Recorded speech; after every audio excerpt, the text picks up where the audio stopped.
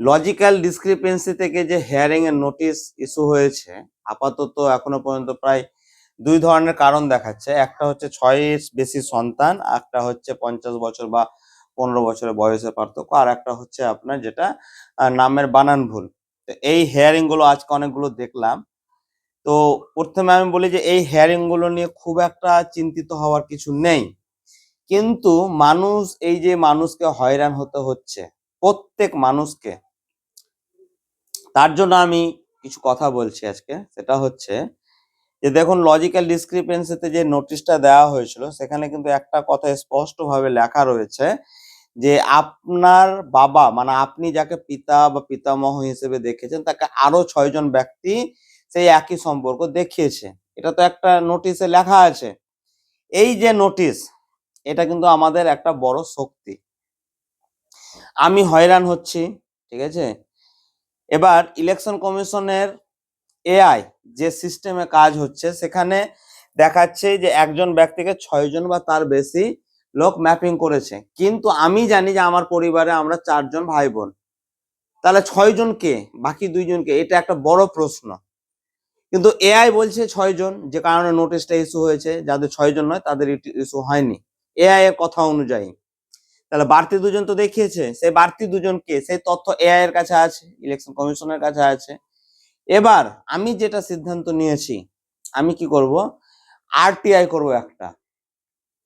আমি একটা আরটিআই করব, যে বাকি 2 জনকে সেই তাদের নাম বা তাদের তালিকা আমাকে দেওয়া হোক, তাদের ডিটেলস আমাকে দেওয়া হোক, যে আমার বাবাকে আমরা 4 জন ছাড়া আর কারা 2 জন বাবা হিসেবে দেখিয়েছে। কারণ সেটা জানার অধিকার আমার আছে ভারতের আরটিআই অ্যাক্ট অনুযায়ী, রাইট টু ইনফরমেশন অ্যাক্ট অনুযায়ী।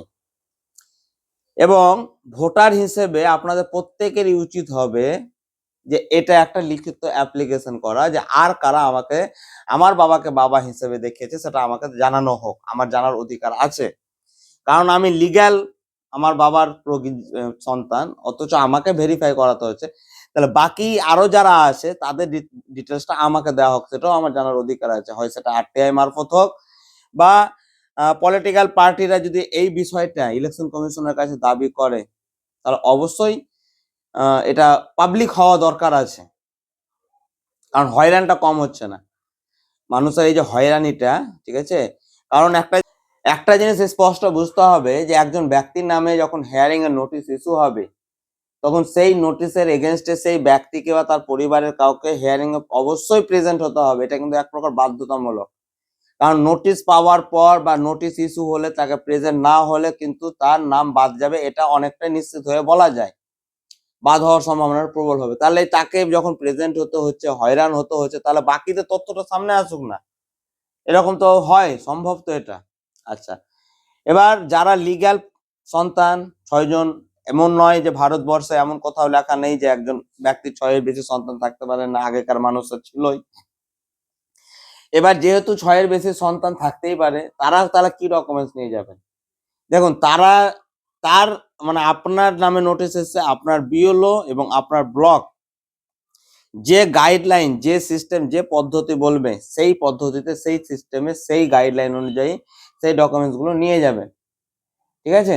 এবার অনেক জায়গায় যেটা হচ্ছে কি, যে ক্যান্ডিডেটের শুধু ওই 11টার মধ্যে যদি কোনো ডকুমেন্টস থাকে, তাহলে সেই 11টার মধ্যে একটা ডকুমেন্ট, যেখানে সে তাকে যাকে প্রজেনী হিসেবে যাকে বাবা বা মা দেখেছে, সেই ডকুমেন্টসটা নিচ্ছে, ঠিক আছে। আর তার বাবার ডকুমেন্টস নিচ্ছে। আর অনেক জায়গায় এর থেকেও বেশি নিচ্ছে, অনেক জায়গায় এর থেকে কম নিচ্ছে। কিন্তু যে জায়গায় যেভাবে বেস্ট মনে করছে, যে ব্লক অফিস যেরকম মনে করছে, সেরকম ভাবে করছে। কারণ এগুলোর জন্য নির্দিষ্ট কোনো গাইডলাইন নেই, ঠিক আছে, যে এই পদ্ধতিতে কাজটা হবে। এবার যে পদ্ধতিটাকে বেস্ট মনে করছে, সেই প্রশ্নের উত্তর, একটা প্রশ্ন, হ্যাঁ, যে এটা যে তার পিতা 6 জনের বেশি সন্তান, তার যে একটা উত্তর, সেটা যেখানে যেরকম বেস্ট মনে হচ্ছে সেখানে সেই পদ্ধতিতে কাজ হচ্ছে।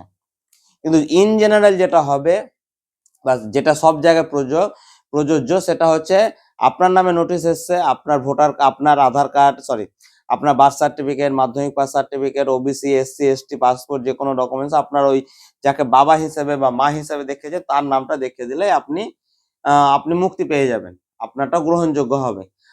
আর যাদের বানান ভুলের কারণে হিয়ারিং এর নোটিশ এসছে তারা কি করবেন যে ওই 11টার মধ্যে একটা বেস্ট ডকুমেন্টস নিয়ে যাবেন, এবং বাবা এবং মায়ের, বিশেষ করে যার লিঙ্কেজ দেখিয়েছেন আপনি, বাবার যদি লিঙ্কেজ দেখান তাহলে বাবার ডকুমেন্টস, মায়ের দেখালে মায়ের ডকুমেন্টস, এই দুটো ডকুমেন্টস নিয়ে যাওয়ার চেষ্টা করবেন।